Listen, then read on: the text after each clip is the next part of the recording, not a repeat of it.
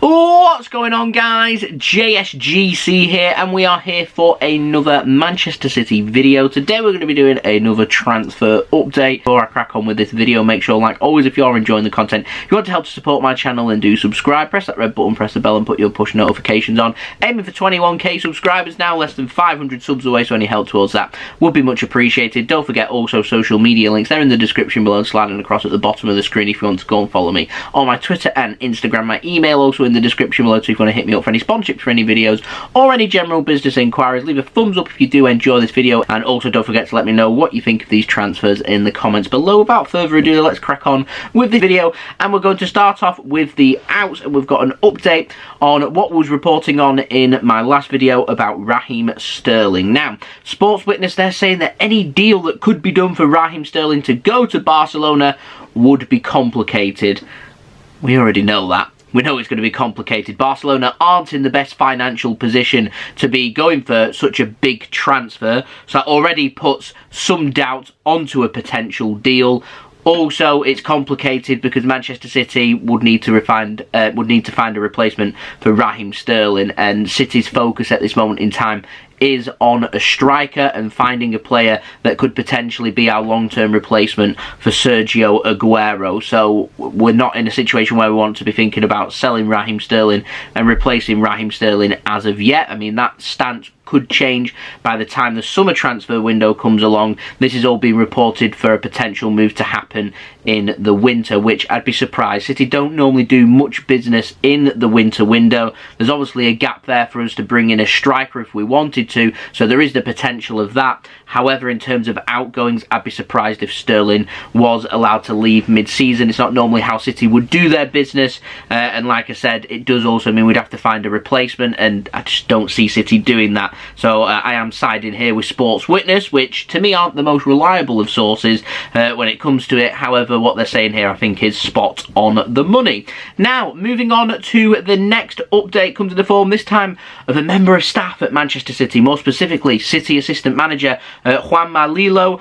He's wanted by Argentine club Racing Club. He's apparently on their radar, he's apparently on their shortlist as they look to try and appoint a new manager. So very soon City could be once again without an assistant manager, but we have seen this with Lillo before, and he has ended up staying at Manchester City, so it might be another case of that, or he may end up leaving in City, maybe in the hunt, for another assistant manager. That remains to be seen. Now, the last player to speak about for the outs comes in the form of a pretty funny one, this one, Bernardo Silva. Now, Juventus, they're interested in signing Bernardo Silva. They want to take advantage of what they think is fact of Bernardo Silva wanting to leave Manchester City, and they've declared their interest on him, and that could well come in the form of a loan. This is all coming via Calcio Mercato in Italy, so this could come in the form of a loan, which is a straight, flat-out loan, nothing more, just a loan fee. That's it. He returns back to Manchester City in the summer. This is all the potential of a deal being done in the winter, by the way.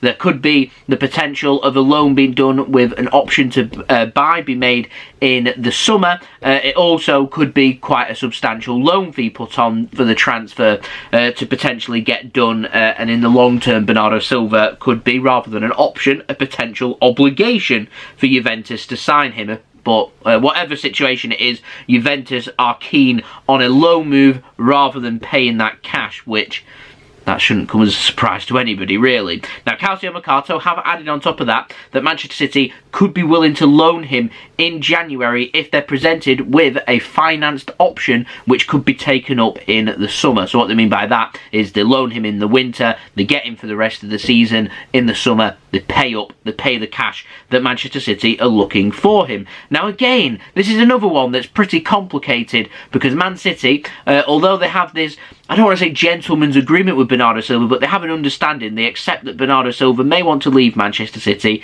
and if that is the case, City would look to sell him, and if the right offer did come in, then City would accept that. And I have a feeling that Man City, if a reasonable offer did come in for Bernardo Silva, they'd probably want to accept that. But the understanding is that City want a lot of money for Bernardo Bernardo Silva. But look at his form for us since the start of the season. He's been magnificent.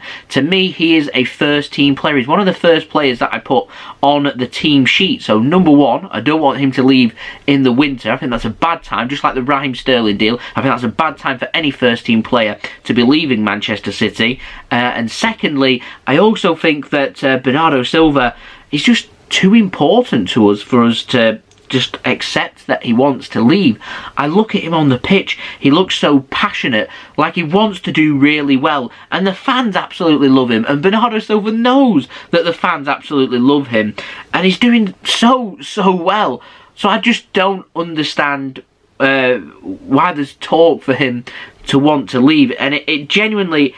It hurts like the Leroy Sané situation, because he's such a class player. You don't want these class players to leave your football club, and I don't want Bernardo Silva to leave Manchester City either, and I'm hoping that City will assess the situation again in the summer, which is going to allow a full footballing calendar year, so to speak, to take place, a whole season where he can assess the situation, and I'm hoping that his decision will be to stay at Manchester City, because he loves it here and he's enjoying it here, and I've seen nothing that suggests that Bernardo Silva isn't enjoying his football at Manchester City, and I'm not too sure why he wants to leave, what's unsettling, whether it's the weather, the culture, I'm not too sure. I certainly don't think it's anything to do with the football or the fans or how he's performing or anything like that. I just genuinely think it may just be a situation where he doesn't like the culture and how the weather is and how everything is here from a social aspect in Manchester, which is obviously a lot different to what it's like in Iberia. I mean, it's pretty cold here,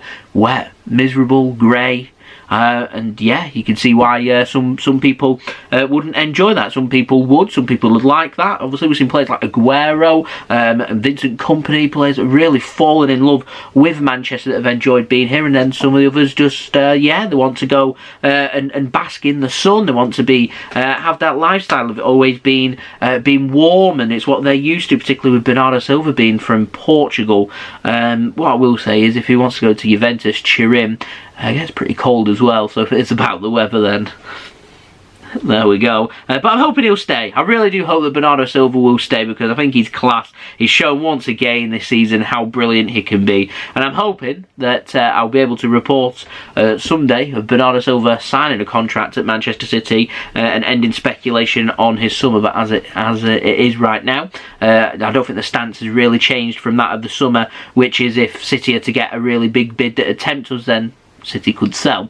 Now, moving on to the ins very quickly, I just want to assess the Dusan Vlahovic situation. So we have got an update on him. Now, Tutto Mercato in Italy, not the most reliable of sources, I do apologise for that one, but I've dealt with Italian sources before. They're not the easiest sources to deal with, but I do like to really get my teeth into the stories that they're coming out with, because whilst most of the time it isn't factually correct, what they do come out with, though, is normally very interesting, and this is the same again here. They're saying Fiorentina, their stance is extremely simple: sell Dusan Vlahovic in January. He's at his maximum, value right now for him to be sold.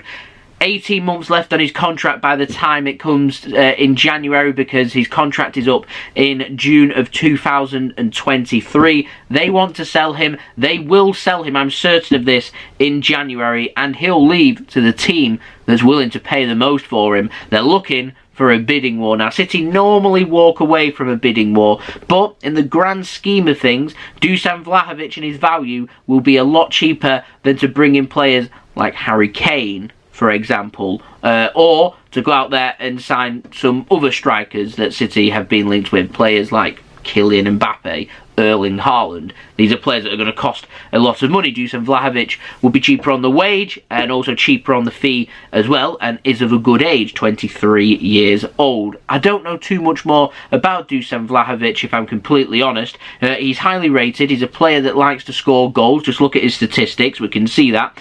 Is he going to take Manchester City to that next level? Is he going to be the player that is our long-term replacement for Sergio Aguero. Who knows? And I'm sure there'll be some people out there very underwhelmed because we've been linked with some very big names. Then you get Dusan Vlahovic and people automatically aren't happy with that. But this stinks of a Manchester City transfer of taking that option B, that option C, which could well be Dusan Vlahovic. It's clear that Harry Kane, Erling Haaland, that's what everyone's speaking about, and yet City normally do stuff under the radar. I don't like that Fiorentina are looking for a bidding war. City don't normally get involved with things like that, but if there isn't too much interest in him and there aren't teams willing to match Manchester City pound for pound with spending, if it's not a Premier League club, I can't imagine there's too many clubs out there in Europe with the current economical situation from COVID wanting to match Manchester City pound for pound for signing Dusan Vlahovic. That remains to be seen if there is a little bit of Premier League interest in him. Manchester City are believed to have been offered the services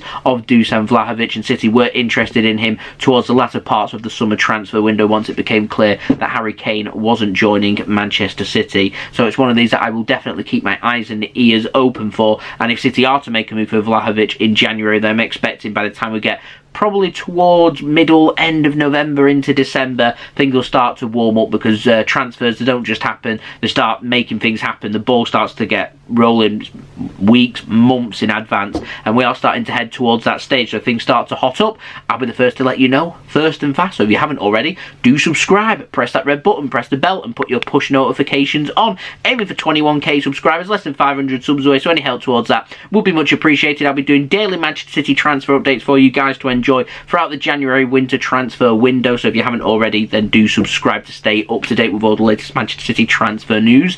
Also, don't forget to go and check out my social media links. They're in the description below and sliding across at the bottom of the screen if you want to go and follow me on my Twitter and Instagram. My email also in the description below too if you want to hit me up for any sponsorships for any videos or any general business enquiries. Leave a thumbs up as well if you did enjoy this video. Like goal once more is 300 likes. Let me know your thoughts of these transfers in the comments below. Like, comment, share, subscribe, and I'll be back again towards the end of the week when we have Premier League football back at last with a preview for that Burnley game, unless we of course get more news, to which case I'll have a video out at any time if that does happen, but I'm not expecting it.